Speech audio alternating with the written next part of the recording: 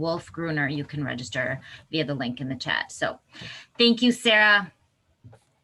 Thank you, Susie. Thank you all so much. Thank you to the JCRC for having me. I'm really so honored to be here and to be able to have this talk with you today.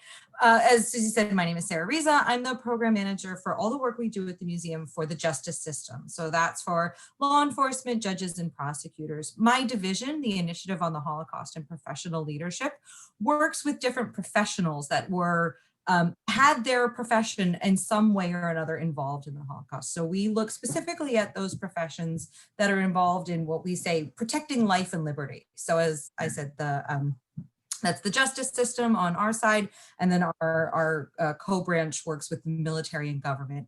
And part of the goal of our programs is to really examine what are the choices that were made by professionals in the past. How did their profession become involved in this history? It's not inevitable what we see happen in the Holocaust. It does take choice, particularly by institutions and the people involved in them. So that's really what we try and look at. And as we talk today about the role of the law enforcement and conformity, I really wanted to highlight some moments that we see police making choices, right? These are actual deliberate choices. The history of the Holocaust, I always like to say, is human beings making human being decisions. So in these institutions that we're looking at, how do the individuals within them either justify their actions or think about their choices? What are the how are they making those decisions in the context of the information that they have at the time? So that's what my talk is going to be about today. About halfway through, I'm going to pause and ask for questions. If you prefer to put your question in the chat, that's great, no problem. If you unmute and ask your chat in audibly, that's great too. I like to hear from my audience, even though we're 1,000 miles away. I'm in Maryland, and you all are spread across Minnesota. I would love to be able to hear from you. So totally up to you, however you feel. If you're more comfortable doing it through the chat, that's fine too. So anyway, I'm going to go ahead and share my screen with you and get my presentation up. Okay, so you should all see right now the logo of the museum. Great, okay, so let me go ahead and get started. So before I start talking about police in the Holocaust, it's always really helpful to have some context and to start by thinking about, as educators and historians, we like to, frame everything in the context. It's not a vacuum. But so we're going to go back to the Weimar Republic, right, which is the period after World War I, before the Nazis come to power in 1933. So one of the biggest challenges for police in the Weimar years is that police, the challenges that happened because of World War I and the economic distress that is involved means that police budgets often were underfunded. They often went out without new money for new hires or promotions or training. And at this time in the 20s, if you think about American history, when we think about what's going on in our, with crime and things like that, we've got criminal gangs, right? We have prohibition, but we also have, gangs operating, Al Capone and Dillinger and all that fun stuff. And that happened in Germany too. There were criminal gangs involved in prostitution, narcotics, gambling, robbery, burglary. That's all flourishing, especially in the major cities like Berlin. So here we see two women who are buying cocaine from this drug dealer. And this is Berlin in about the 1920s, late 1920s. The other really important thing that's going on for police in the 20s in Germany is that there's a new free press, and there's a lot of discomfort and frustration with that free press. So newspapers are allowed to cover any mistakes or failures of the Weimar government, and they do focus a lot on law enforcement. Crime is in fact a problem in the Weimar, it is on the rise, but there's so much sensationalism in this press, and that it leads to a public perception of crime being out of control and police helpless to do anything about it. So that's kind of one of the big challenges that they're facing, public perception in addition to rising crime. But then the Depression hits in 1929, and all of these problems become worse.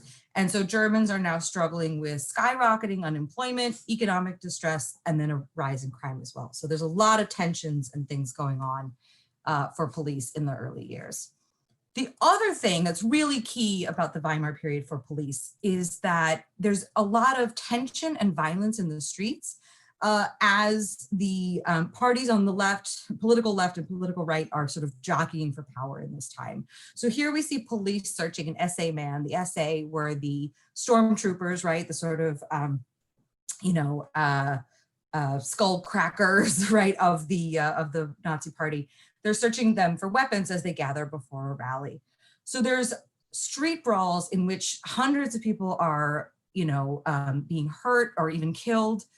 99 people are killed in the streets in 1 month in the summer of 1932. And these are also sort of heavily covered in the press.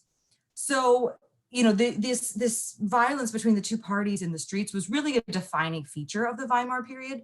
And many saw that political violence as a reflection of the deadlock in parliament, right, in the government as well.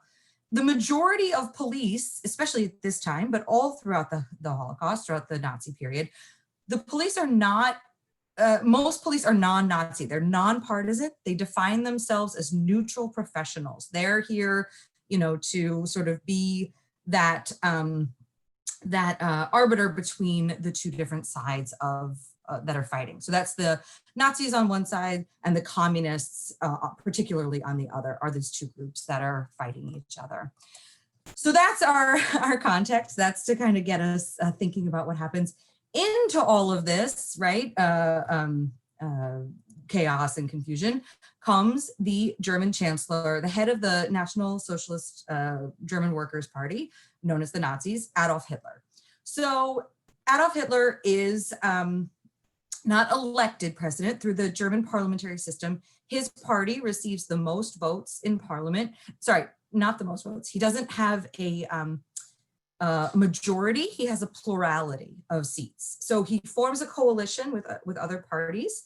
As the head of the largest party of that coalition, he's appointed chancellor by the president, Paul von Hindenburg. Chancellor is the head of government, president is the head of state. So I always like to compare it to the British system, right?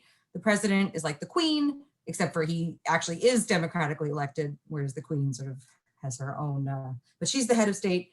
The prime minister and the chancellor are the same, right? That's the head of government position. So this photo is actually from March, but we like to use it as an appointment photo because it just speaks so much to the relationship that Hitler has, especially with the president at this time. And throughout the sort of first few months of Hitler's appointment, this is how he and Hindenburg are seen in public all the time. So one of the things that I think, is so striking about this photo, and if we were all together, I would ask you, what sort of things stand out for you? What are you seeing? But the things that stand out when I look at this photo, the first thing is the handshake, right? Looking at Hitler and Hindenburg. Hitler is reaching way over to get Hindenburg's hand. He's barely extending it. He still has his gloves on. So that's sort of showing he's the man of rank. Hindenburg was the general in World War I. Even though Germany loses World War I, he's still seen as a national hero. Hitler, on the other hand, was a corporal in the German army. So he's absolutely deferring to Hindenburg's, rank here. But their body language says so much about their relationship as well, that Hitler is, when I ask audiences, what are some words you would use to describe Hitler in this photograph? People always say, humble, subservient, deferential. These are not words we tend to associate with Hitler, right? This is sort of a pretty unusual scene for him. He's not wearing his Nazi uniform. He's wearing a plain suit. And this is all a sort of a particular message that he's trying to send to the German public. 10 years before this, he's a radical, upstart corporal of a young, flourishing new political party. He's promising revolution. In fact, he jumps up on a table in a beer hall in Munich and promises to overthrow the government in 1923. He's sent to jail for treason for only 5 months. And that's where he writes his book, Mein Kampf, right? And in Mein Kampf, he lays out this big plan where he says, I'm gonna, take over all of Europe. I'm gonna create a master race of Germans, and I'm gonna eliminate the Jews of Europe as well. Well, that's not really like a winning political platform. That's not what the party is running on, especially 10 years later in 1933. In 1933, especially with the, as I said, the Depression and all of the economic turmoil after World War I, Hitler's really running on a platform of, work, right? We're get bread and work. We're going to get the nation back to work. We're going to get people, out of unemployment. He says the Communist Party is dangerous. We're going to eliminate that threat coming in from the Soviet Union. He says, crime is on the rise, as we saw with some of those other photographs. So we're going to be the party that, gives police new raises, new promotions, new hires, all that good stuff. And then they talk about this idea of a national community. The Volksgemeinschaft is what they call it. And they say, we're going to, unite the German peoples, and we're going to create this national community.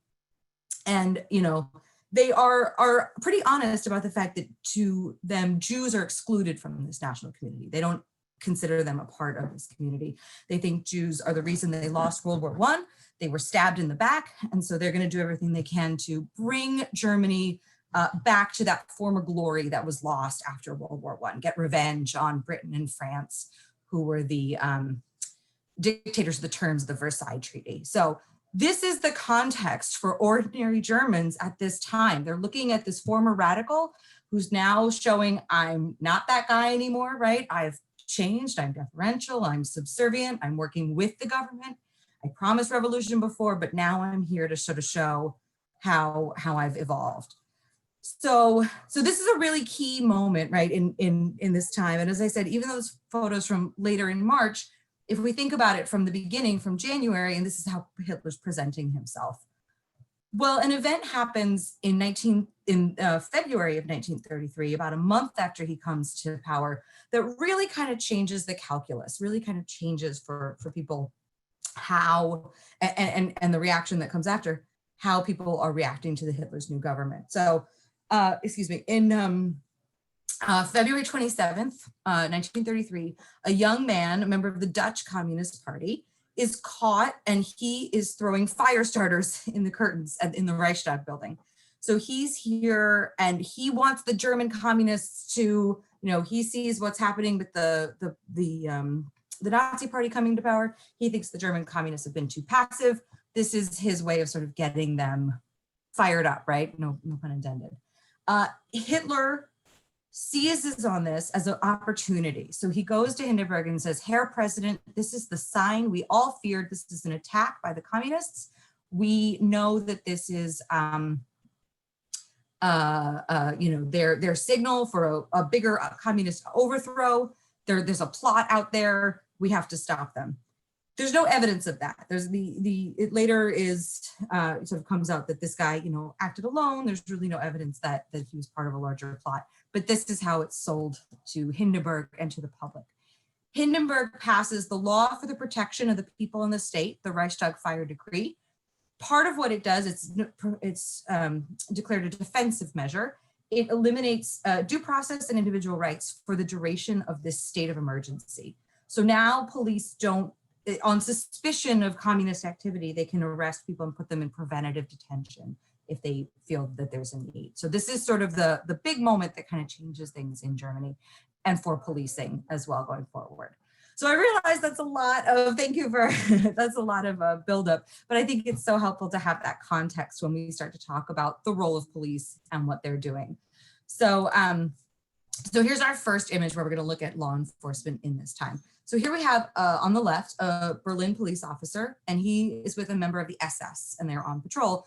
This is March 5th, 33. So this is just a week after that Parliament building fire. So the police officer, so let me just, I said the SA were sort of the stormtroopers, right? The skullcrackers. The SS, literally their name translates to protection squad, Schutzstaffel. They are the elite bodyguard unit of the party. Now we think about, right, so we have Secret Service to protect our elected officials. Back then in Germany, every political party had their own private paramilitary bodyguard unit. So this is the SS, or the bodyguards of the German party, of the Nazi party. In the wake of the fire, you can see this man has an armband on his arm there, the white armband over here. In the wake of the fire, Hitler deputizes the SS to essentially go out and patrol. We see them on patrol here together. So when we talk about this photo, what we need to talk about is sort of what this partnership means on a street level. So you have the police officer, right? What is he going to bring to the partnership? What does he offer? In any partnership, somebody's going to give and somebody's going to get. Well, the police officer is going to bring a lot of things to this partnership. He's going to bring his years of experience. If we look at this photo, clearly he's not a rookie. He's a veteran. He's probably been on the force for a while. He's going to bring his, knowledge of the community and the trust of the community, but also his knowledge of how to be a police officer, something us civilians don't know, right? How to arrest, how to write a report, how to investigate. He's the one with all the knowledge. So he's got, the years of experience, the knowledge. We can even see he's got it's hard to tell, but he's got the leash of the dog, right? Because he's got the training and the knowledge and the expertise. He knows how to handle that dog. So in addition, he's also got the authority, right? Even though this other guy is deputized, really the power of the state is vested in the police officer. So he's going to bring a lot of stuff to this partnership: training, authority, trust, legitimacy, right? If the SS guy is walking down the street with him, it's going to say, well, he's with me, so it's okay. So what does the other guy bring? What does the SS guy offer to the police officer in this partnership, right? As I said, someone's got to benefit, someone's got to give, someone's got to get. What benefit is a police officer going to get from this SS? Well, as we talked about in the beginning, the police are underfunded, they're undermanned, they're underpowered. All of a sudden, overnight, they now have extra help, right? The form of this SS man is here as backup. People would have seen the police officer giving those orders, giving the commands to the SS guy, but they would understand this partnership as working together. The police are getting backup and free help, like I said, essentially overnight.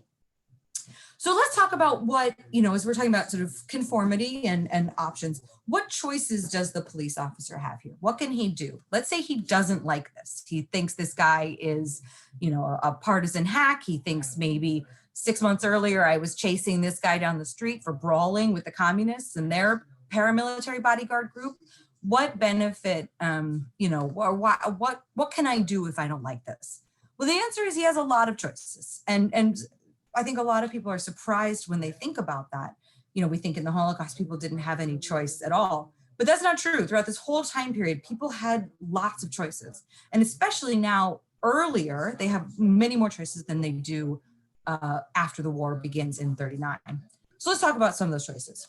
On the one end of the spectrum of choices, he can quit his job. He can say, you know what, this is too much for me. I don't think I like this at all. I don't, want to do this. I quit.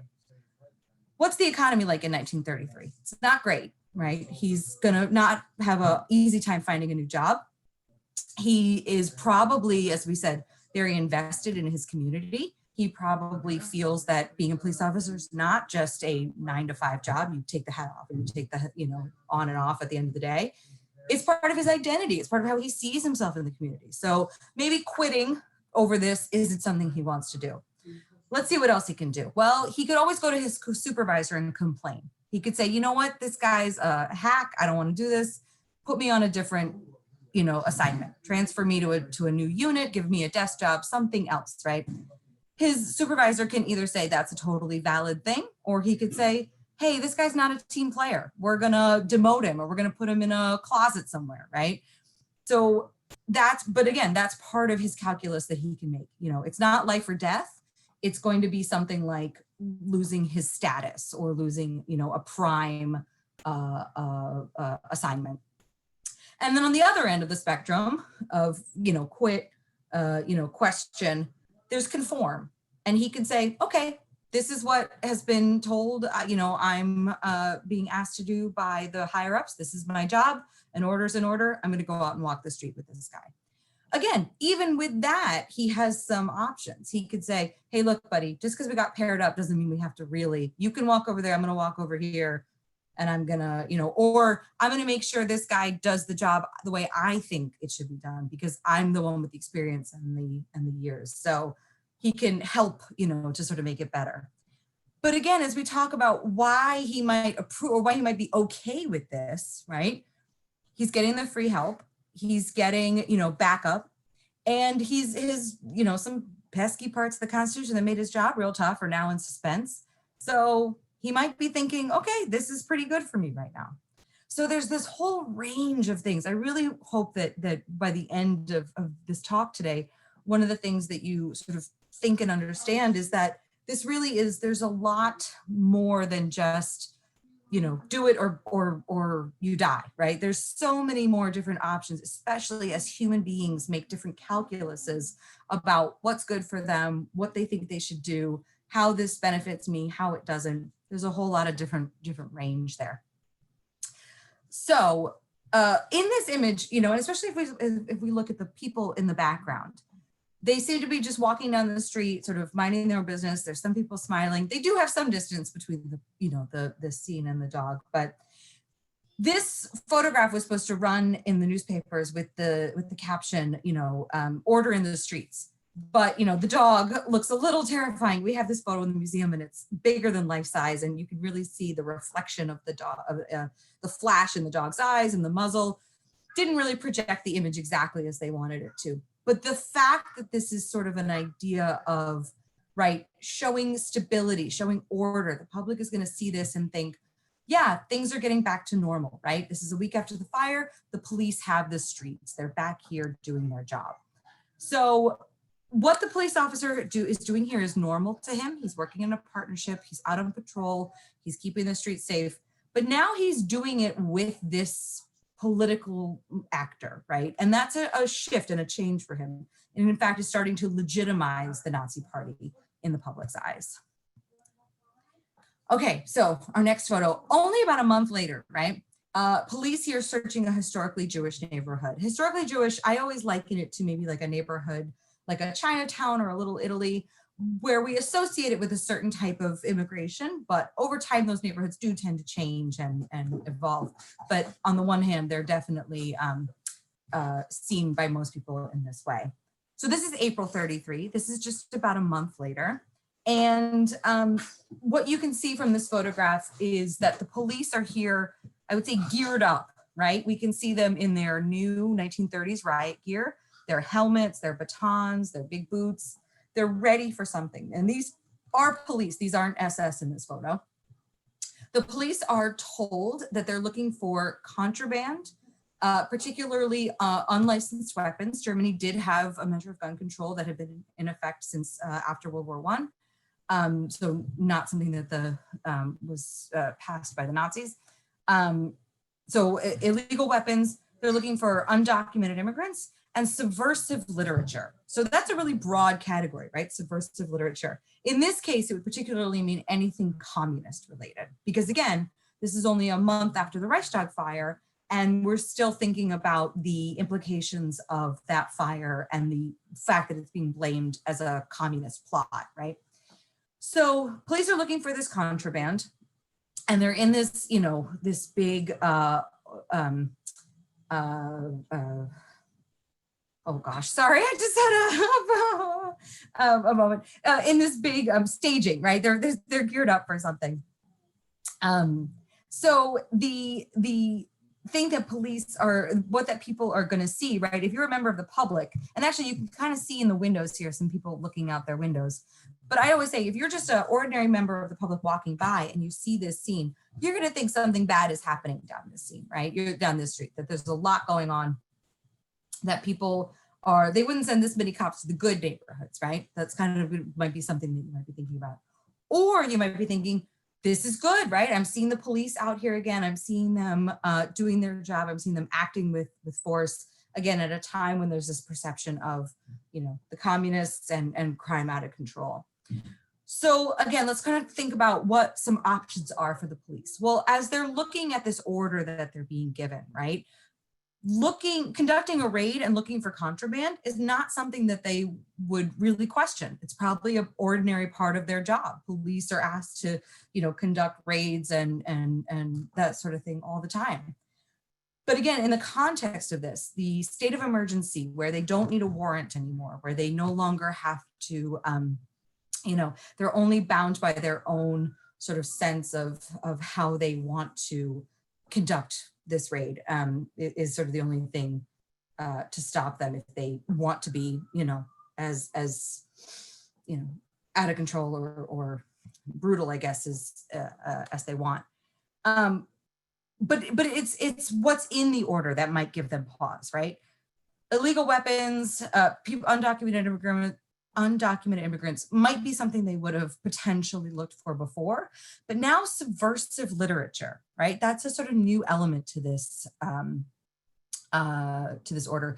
And as I said, anything that particularly would be communist literature. 6 months earlier, if you wanted to go out on the street corner and read the Communist Manifesto, that's your right as a German citizen. You could stand out there as long as you wanted until your voice gave out, until you were hoarse and had to go home. Now, under this new order, just having that book in your apartment means you're committing a crime. So that's the new context for police. And again, they have choices. They can say, look, we think that this is too far and we're only going to look for the stuff that's already illegal. They could say, I'm going to conduct this raid, but I'm going to do it with the utmost professionalism and decorum. Or they can say, yeah, we're going to go out and get these guys, right? Depending on how they feel at the time. So all of these choices are swirling around for them and can create the perception in the neighborhood that the police are targeting this group specifically. Even though this is actually the police are saying they're doing random searches. But again, what someone might see as they encounter this might change their perception about what police are looking for and where they're looking for it in terms of how this raid is being conducted. Okay, so police are law enforcement or civil servants in Germany. So Hindenburg is still president until August of 34. He's old and senile and not really involved. After the Reichstag fire decree, he kind of says, okay, I'm gonna go kind of, off to my villa and let the chancellor take over. But after he dies in 1934, Hitler combines those two offices, head of government, chancellor, president, head of state, into one, and gives himself the title the Führer and Reichschancellor of Germany. So this is the oath of office that the civil servants, including law enforcement, would have sworn prior to Hindenburg's death. I swear loyalty to the Constitution, obedience to the law, and conscientious fulfillment of the duties of my office, so help me God. And again, this is our translation from the German. So if it kind of sounds a little awkward to your ears. But then after Hitler combines those two offices, after 34, the oath is changed. And he says, I swear I will be true and obedient to the Führer of the German Reich people, Adolf Hitler, observe the law and conscientiously fulfill the duties of my office, so help me God. So again, there's some things that stand out about these two different oaths, right? There's some changes that take place that put police in a conundrum potentially. So let's go through some of those changes. Well, first, let's start with what's the same. I always like to focus on what's the same. Well, the first thing that's the same is we have the words the law, right? The law appears in both oaths. We have, very important clauses, I swear, and so help me God. Those are both the same. But then almost the whole second half of both oaths read the same. Conscientious fulfill the duties of my office, so help me God, right? I haven't changed what I'm doing. I'm still a police officer, and I'm going to do that job as conscientiously as I can. So if you, just took a passing read, you could say, well, half the oath is still the same. So what's the big difference? Well, there are some big differences. And I'm sure as you've been reading this, you've been thinking about those too. The first, obviously, is now we no longer have a constitution, a written down set of ideals, but we have the office of the Führer and the German Reich, which just means land. I always, again, to go back to the oath to England, if someone in England today takes their oath to the Queen, how different is that, right? I'm swearing to a title, to an office, to an embodiment of principles in a position. How is that so different? Well, it doesn't say I'm going to swear an oath to Elizabeth Windsor. I'm swearing to the crown versus Hitler's name is right here in this oath.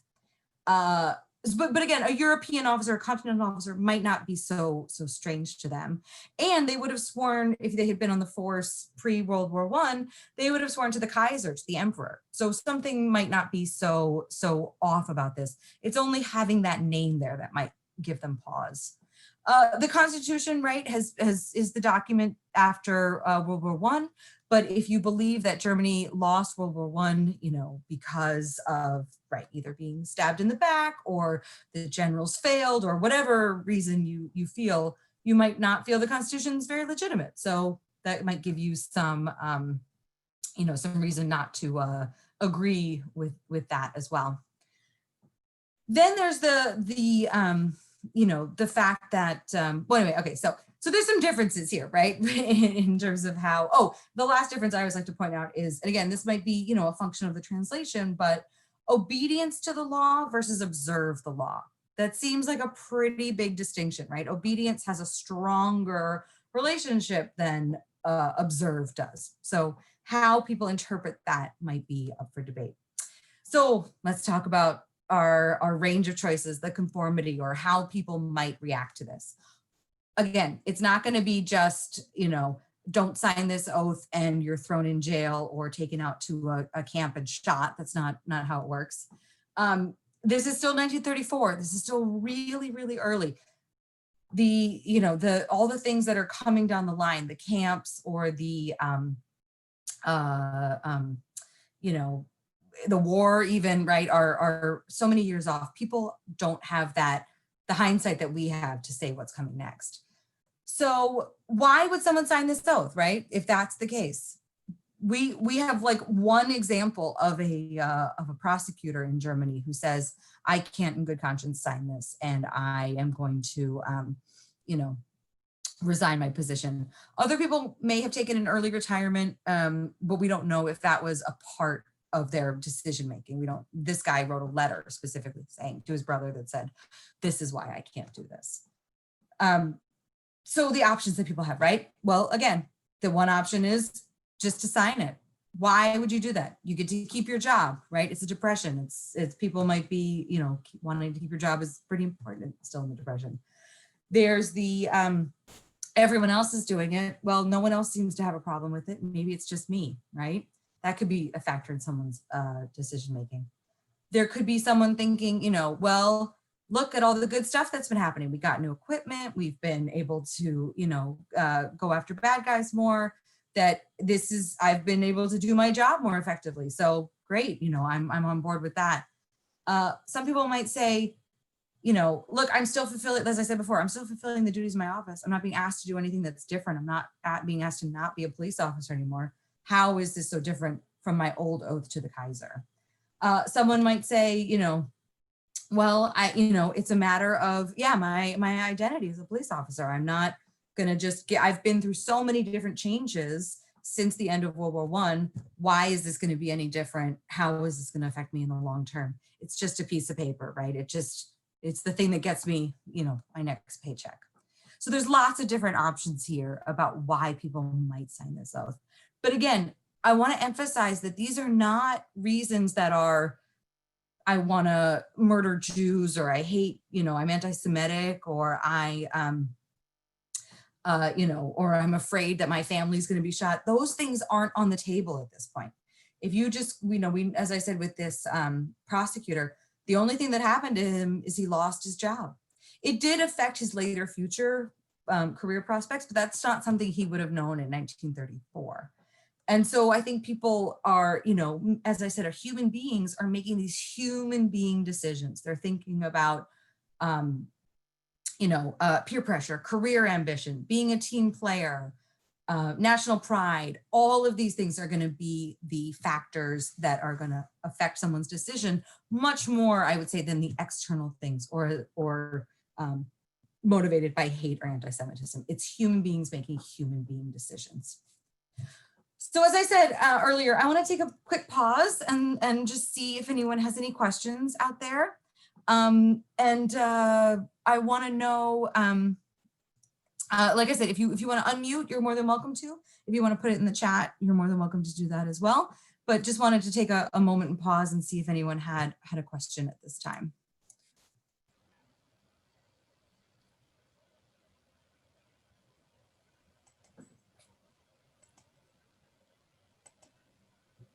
And I did see one question come through in the chat about the photo, and I think I answered that question. Hopefully, it was a question about, you know, people don't have cameras at the ready in 1933, and I think that's a really great question, because as we look at all of these photos, it's important to know that I always say this about the Holocaust Museum: 90% of what we show in that museum, the Nazis are documenting it themselves. That's always the amazing thing to me, right? They were the ones who said, this is our 1,000-year Reich, and we are going to document our rise and show people exactly how we came to power. So much of the images that you're going to see in this PowerPoint are the Nazis or the Germans themselves taking these photos. Some of them, it's a good question, are private photos. I think the next one I'm about to show is not taken by the Nazis. It was taken by a citizen. But it's interesting how much of the documentation we have about this history comes from the Nazis themselves. So a really great question just came in the chat. Were the police officers treated differently from the SS? That's a great question. To my knowledge, yes, right? Because the police were seen as neutral professionals, they were seen as community members, they were seen as members of their local, you know, jurisdiction, whereas then the SS would have been definitely seen as partisan and definitely seen as more of the representation of the government on the federal level as opposed to the local community level. And I hope that that makes sense. If by treated differently, if you mean by the public, right? That they were, people would react differently to them because the SS would be not really of the community in the same way that the police are. So another question just came through about were there Jewish police officers or judges or lawyers? Yes, absolutely there were. And those were, there was the law for the restoration of the professional civil service, which happens in, I'm gonna get this wrong. Kristen, I can't remember, it's 33, right? So the law for the restoration of the professional civil service is the law that removes Jews from the civil service, and that's going to be particularly for judges and lawyers in I believe that's 33 or 34. I can't exactly remember. I'm so sorry about that. And that, but you know, there were also Jewish World War I veterans. You know, Hindenburg said, you know, these guys are fought for me in World War I. I want to make sure they're taken care of. But then as this law is passed and they are removed from the civil service. So they do lose their jobs in that way. There was a clarifying question about treated differently. The police and the SS were treated differently by superiors. So for the most part, this is hard to, so there may have been SS who were police or police who joined the party, right? And many of the Gestapo also, the Gestapo is the political police. So they're the police in charge of investigating political crimes. They are also had high ranks going back and forth between the SS and the Gestapo. So there were some that were involved, but like I said, for the most part, from the best polling data we know, only about 20% of the police that we see in these photos, who are the order police, the regular police, are not Nazis. So for the most part, there's, but higher up in the Nazi organization, there are more party members, or sorry, in the police organization, there are party members. In 36, the Nazis sort of overlay a structure of Nazi hierarchy over the police. But I want to emphasize that they inherit all of these police officers who've been on the job for years, right? The biggest point is that they don't wipe out all the police, or fire them all and say, here's the, now they all have to be, you have to be an SS or a party member to be a police officer. They all are just sort of, this bureaucratic structure is superimposed on them. Does that make sense? So they're all still, the police officers have been in their job for years and years and years. Oh, thank you, Kristen. Yes, the civil service law was April 33. That's right. I knew it was early in 33, but I couldn't remember. Let's see. Did Jews have to pay for the right to live in the city? That's a good question, and I actually don't know the answer to that. I want to, I would have to find out. I don't think so. I can't imagine why. I'm not sure.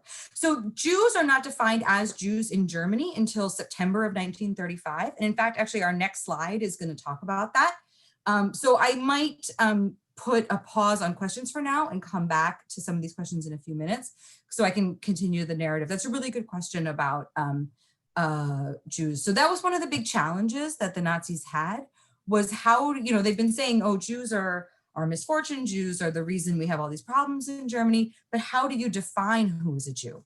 So let me come back to my presentation. Thank you guys for these great questions. This is really awesome. And I hope that there should be plenty of time at the end for more as well. So here we are back for the police.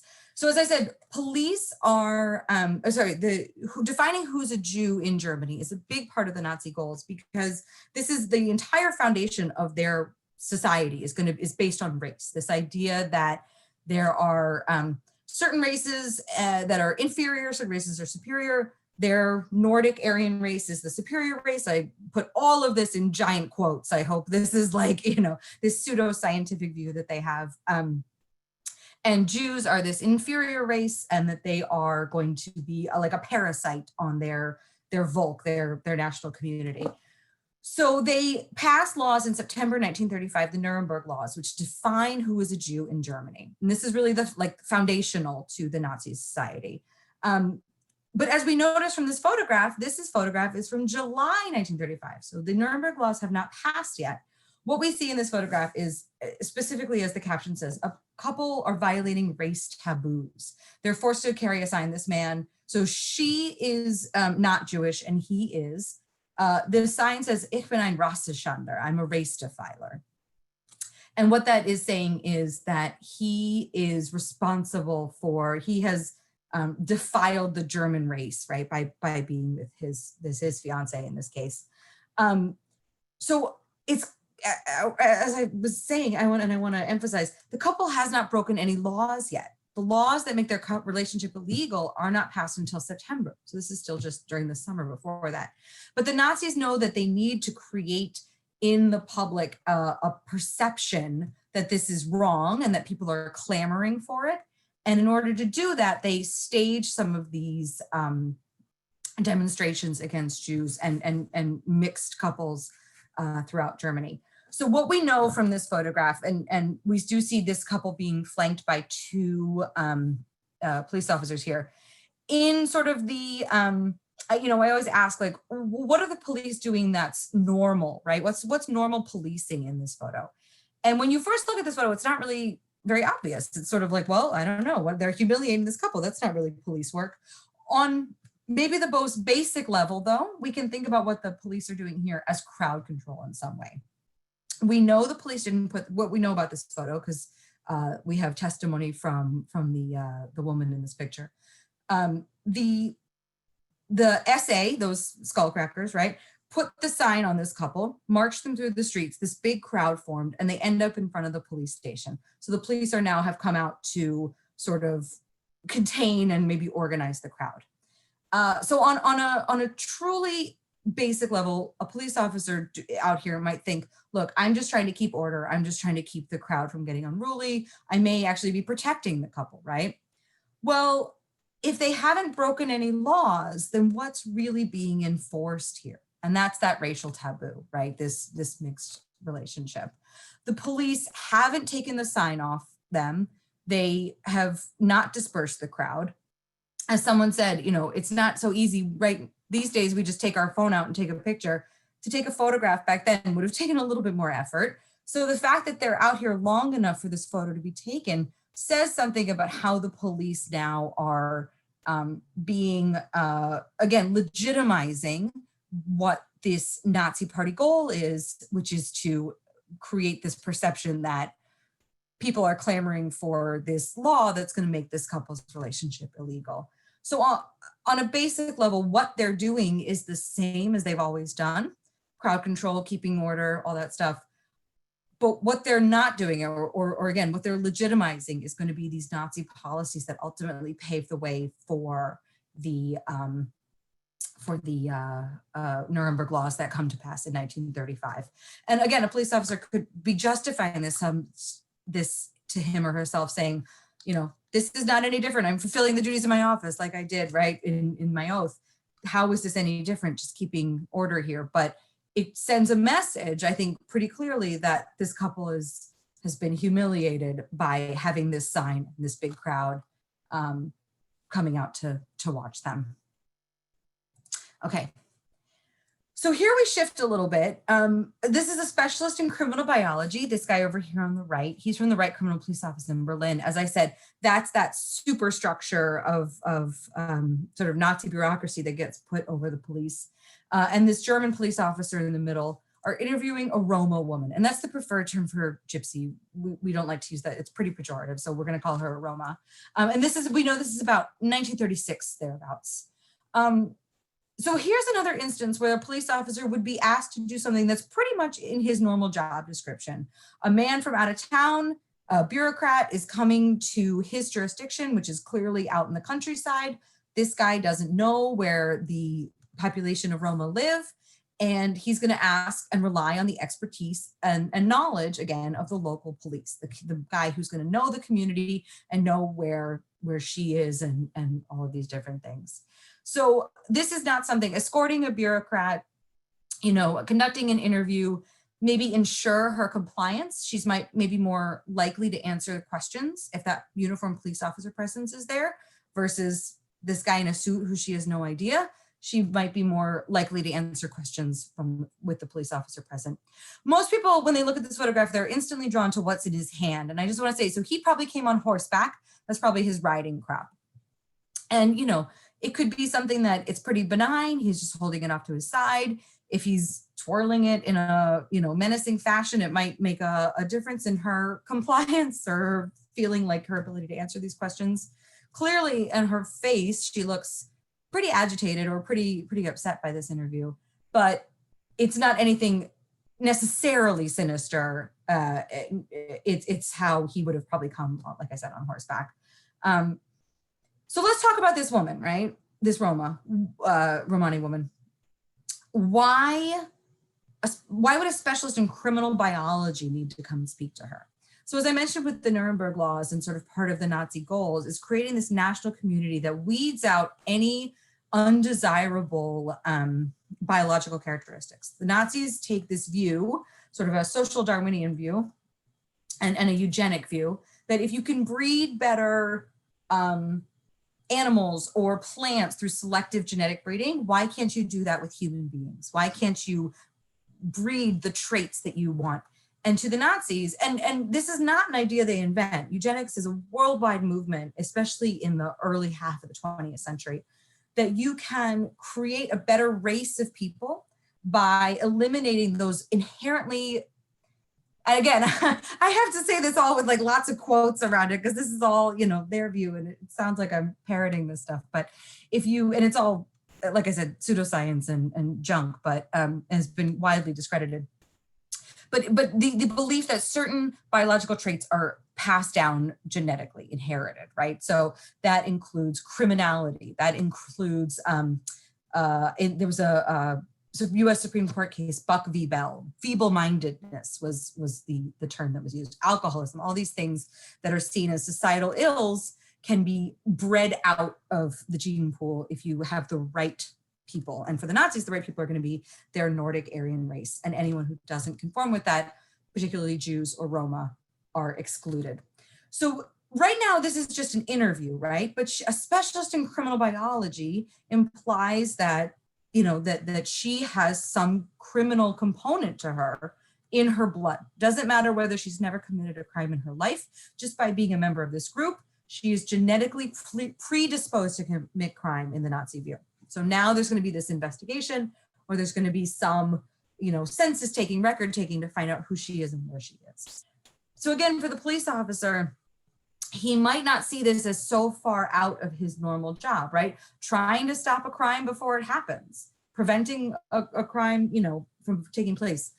But now that preventative policing is backed by Nazi ideology about who she is, about who this group represents, they're being drawn into this, just by their sort of just doing their job, drawn into this Nazi worldview of who is criminal and how that's defined. So here we move really, we jumped quite a bit ahead in time. We've been looking mostly in the 30s. And as I said, before the war starts in 39, people have a lot more range of choices available to them. Well, the war starts in 39 and the Soviet Union is invaded in 41. And that changes pretty dramatically the not just the choices that people have, but the stakes of all of those choices. Those choices are now framed as existential choices. We're in a war of survival, the German people. If we win, we survive and go on for 1,000 years. Or if we lose, our entire, way of life, our entire people will be wiped off the planet. The communists will win, and that's the end of everything that we've ever worked for. So it's these really like life and death terms, existential terms that the war is being framed in. And in the backdrop of all of that, a decision is made to deport the Jews of Europe, of Germany, to purpose-built facilities in occupied Poland for the either for forced labor or for murder. Well, I'm going to argue to you that no one in this photograph knows that that's where they're going. And here's why I would say that. First of all, the body language of this police officer is really pretty passive, right? He's pretty relaxed. His gun is on his shoulder. He doesn't clearly think that something is about to happen. Maybe if he thought that these people were headed on a train to their death, he might be a little bit more geared up or ready, right? On the other side of the coin, the people all have their bags packed. They all are in a nice, straight, orderly line. They probably don't know where they're going either, right? They know they're being deported. They know they're being removed from Germany. They're going to a train and they're told to take what they can carry with them for their new life in Eastern Europe, in Poland. But they probably don't realize that gas chambers are at the end of that train ride. So again, let's talk about, this police officer and his relationship to these people. These probably would have been his friends and his neighbors.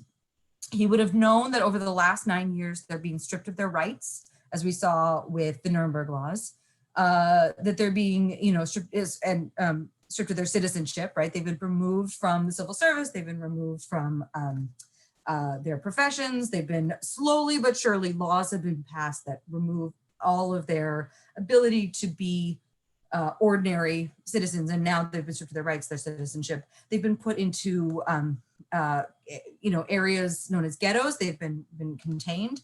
And now they're being sent out on these trains to, occupy Poland.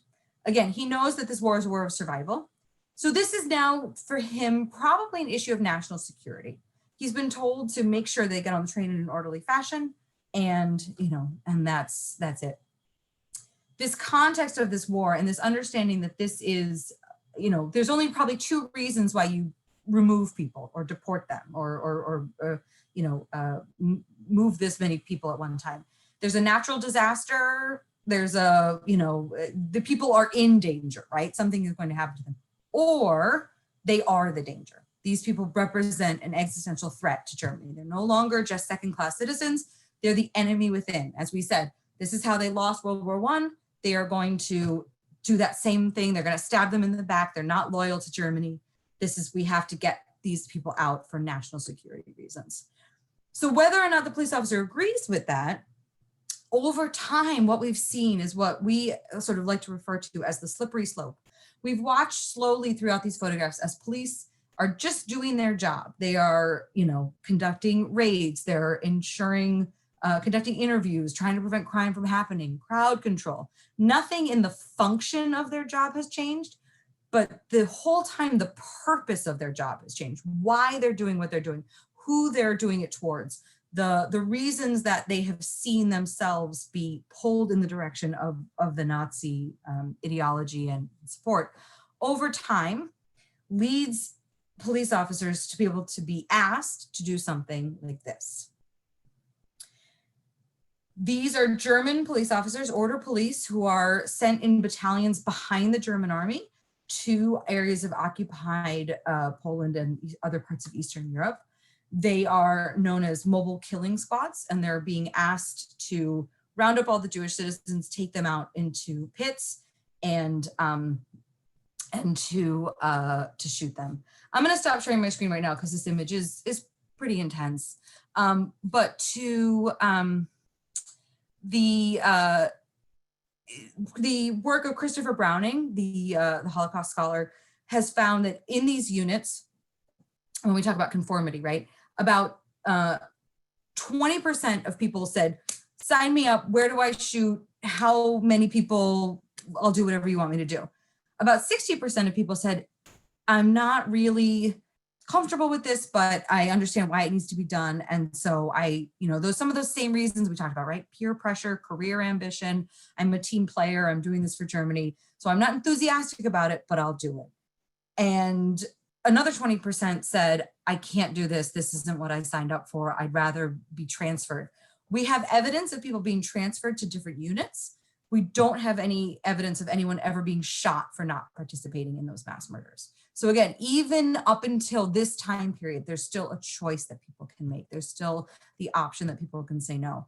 Say no meant you might be sent to a more dangerous unit. You might be sent closer to the front, but you had that option. But over time, that other 80% start luring that 20% over to them through this use of peer pressure and types of other, come on, man, we're doing all the dirty work. Why can't you do it too? So Browning's work in the Work of Ordinary Men is a book I recommend. It's one that we talk about at the museum all the time, and is really in this vein of thinking about police and conformity. So I'm realizing I didn't do a great job of budgeting my time, but that we're going to be ending soon. But I want to give you guys a chance to ask some more questions if you have them. I really appreciate your being here with me today, and I hope that this was something that was interesting and illuminating. Like I said, if I leave you with anything, I hope that the thing that I leave you with is to think about that these are human beings in the Holocaust, that you know, not everyone is motivated by fear or by anti-Semitism. There are so many more options and range of choices that people have. The disappointing thing is how much people don't do those things, right? How much we see people conforming or going along. Sarah, before people ask questions, I just want to thank you so much. You have left us with so much to think about, and this has been a really incredible deep dive. So thank you. Also, just briefly wanted just to remind everybody what tomorrow we're talking about: the challenges of emigration and immigration. We'll examine the process of immigration and emigration that illustrates the challenges involved in trying to escape. So in case you have nothing else going on tomorrow, there's that. All right, so with that, please put questions in the chat or unmute yourself so that Sarah can respond. And thank you all again.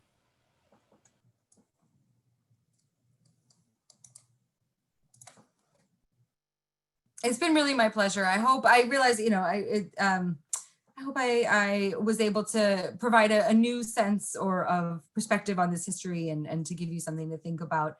I can put my email in the chat, or Susie, I'll do that right now, because I would love if you have questions that I can't answer now, or just resources or things that I'm happy to connect and try and you know, find the answers for you, or to give you some options for reading or for things like that. Our website, ushmm.org, and our Holocaust Encyclopedia, we have some great articles about the role of police as well. So if you're interested more particularly about like the Weimar years, or about yeah, that transition from as police, as I tried to demonstrate here. So I hope everyone is safe and healthy and doing well, and I hope that everyone is, yeah.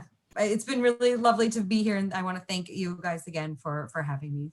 It looks like, Liz, do you have a question? Hang on, I'm asking you to unmute. Did I miss? I'm There so you go. sorry. Yes, yes, I do. Hi, yes. Hi, thank you for a very, very informative session. Oh, My great. question pertains to the transition from a government with a constitution and a set structure where citizens were very loyal to it, to the transition where the entire system of government was transformed. And I'm wondering if there are other examples that you know of governments that made that kind of really radical transition from loyalty to a constitution and laws to loyalty to a leader, or vice versa, where there was a country where everyone was loyal to their head of state and made the transition to a constitutional system of laws that were accountable. That is a terrific question, and I don't think I have a good answer for you. I would need to think about that for a minute. I really appreciate that question. Can I promise to get back to you? Can you email me and I'll check in with some, because yeah, this is where I have to say I don't have a PhD. I'm an educator, but I've been at the museum for 13 years. So, but I have some people I will ask that question to, and I'm gonna get back to you, I promise. My pleasure. I don't see any other questions right now, but Sarah, thank you again. Anytime. Thank you so much for having me. I hope. Hopefully we'll see you in person next year, or Please, it would be wonderful. Thank you again, all. Thank you for having me. thanks everybody.